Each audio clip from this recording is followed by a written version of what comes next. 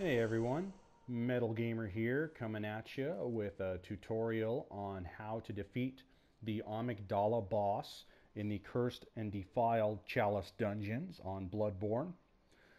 He also happens to be the boss who drops nourishing cursed blood gems, which are some of the most valuable ones in game. So we'll be going over that a little bit as well. Firstly, the character I'm using is a build which I have called, or dubbed rather, the Warlock. It is a soft cap, strength, hard cap, vitality, arcane build centered around using the Tonitrus. As you can see, the AR in my Tonitrus is 564. With it primed, it jumps up to a whopping 971. Yes, that's not a glitch. And that's not even the max that I can get it at, which is one of the reasons why we're hunting these gems here. So definitely doable to get up to the 1000 AR benchmark. I have capped the build off at level 100, so that way I can do some PvP and some challenging game content without making everything trivial. To locate the cursed, nourishing, waning blood gems, what we need to do is find the Amygdala as a boss in one of your Chalice dungeons. The one I've selected here is a Cursed Lower Loran dungeon, and I'll leave this up for just a brief moment more so you can get the Chalice glyph on the lower right. This conductor has some really good stuff, so kudos to him for leaving these dungeons up for us to explore. The Amygdala is the Layer 3 boss, so let's dig on in here and see what kind of trouble we can get into. This particular glyph that I'm going to be doing this example on has a really easy path to get to the Amygdala boss. Two short layers up above it with relatively easy bosses to defeat. On layer 1 there's a man-eater boar who you can chain visceral if you can get behind him. And on layer 2 it's just a beast-possessed soul who you can also visceral pretty much at will. So equip a couple of claw mark rooms and go at it. For the sake of saving time on this video, I have also unlocked the door to the boss, so we'll go ahead and just run straight on in. Now the Amygdala is regarded by many as one of the more difficult bosses, and is particularly tricky in the Cursed Defiled because of the hit point reduction that you take. So I'm going to be going over a couple of strategies, do's, do nots with this boss, so that way everybody has a better understanding of it. As you can see here, I haven't really bothered exploring the rest of this dungeon as I've got pretty much everything I need except for blood gems at this point on this character. Now, many arcane users will regard Amygdala as one of the easiest bosses, and the reason why is because we have this handy little gadget called the Executioner's Glove. What it is basically 3 homing missiles that do massive arcane damage that happens to also be what the Amygdala is weak against. If you have a build and you're not sure where you want to put those few extra points that are left over, look into Arcane a little bit. There's some nice gadgets that you can get, and there's also some discovery boosts that you get from it, which will help with some of those drops. For the purpose of this video here, however, I'm going to be using just melee and gun, as that is something that everybody has access to, so that way these tactics I'm about to demonstrate anybody can do. I would suggest a reach weapon against Amygdala. I'm bringing along my trusty fire cleaver as it's one of my favorites. Alright, so here we go. First tip, stay locked onto his head for the first 2 phases. That's going to give you a good view of what his arms are doing, which is what's important, okay? So don't lock onto his body like that, lock onto his head and stay there.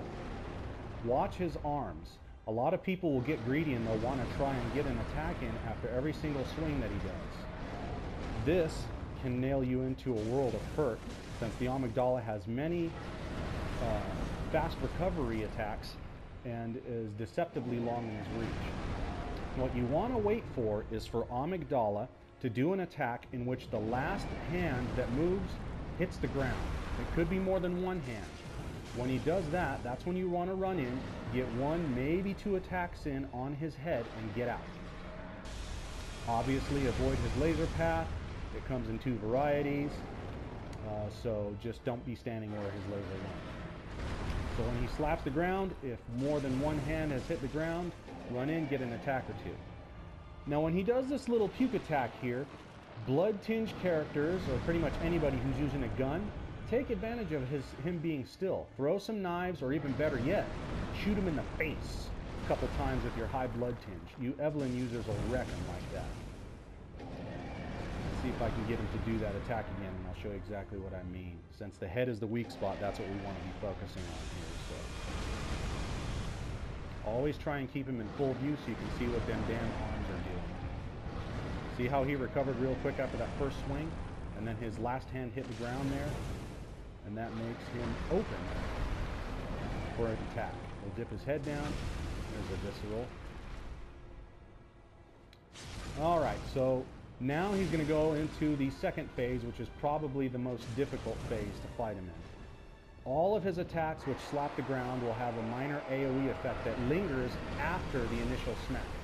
So what you want to do is delay your running forward a little bit until that attack has subsided. Then you can run in and pretty much rinse and repeat of what you're doing in the first phase, which is running in, get 1 or 2 attacks in off on the head, and then jump back out. Okay, he just healed his head up. There's a slap. Run in. 1 attack, get back. Tip 3, always keep your health full. Amygdala has several attacks that can one-shot you if you're missing even a slither of health in the Curse the File tournament.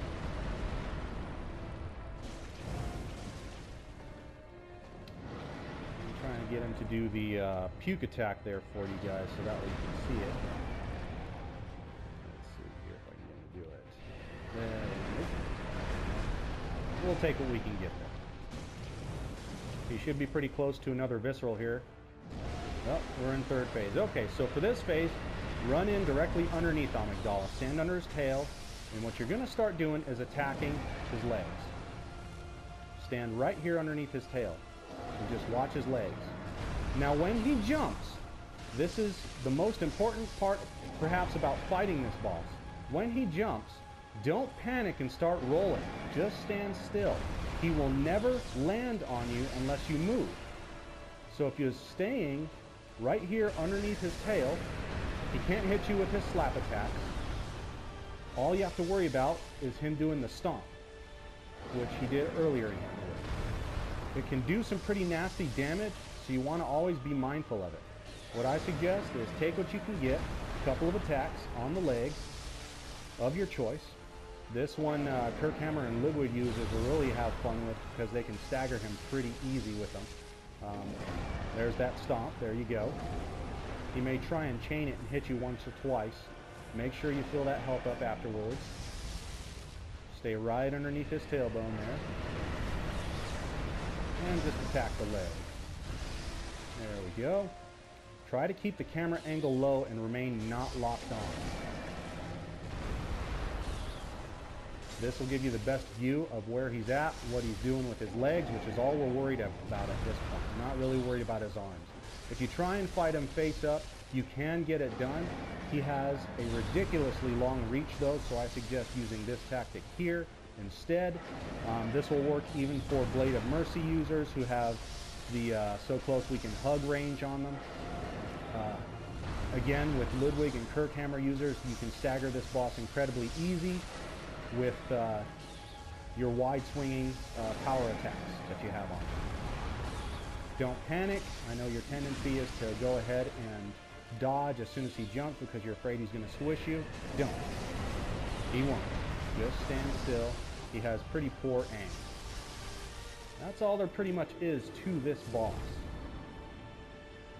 He drops the Cursed Nourishing Damp Blood Gem in the waning form, which is our reward here for defeating him. I'll show you that gem, talk a little bit about it. Attack up 20.7%, attack versus open foes up 6%. The attack up will be applied to all attacks, so weapons that have dual attack effects or dual damage sources, like your Blade of Mercy, Burial Blade, Logarius Wheel, and Tonitrus, they will benefit the most, as they will boost both of the attack damage types, which can lead to monstrous damage output. So definitely one thing that you're going to want to consider if you use those weapons If you do dab a little bit in arcane to boost it somewhat, particularly the Tonitrus and the Logarius wheel, the damage output gets godly in the trick modes there. But that's basically all there is to it. Hopefully this is helpful for you on how to defeat one of the more difficult dungeon bosses in the game and how to do it like a pro. Metal Gamer, signing off.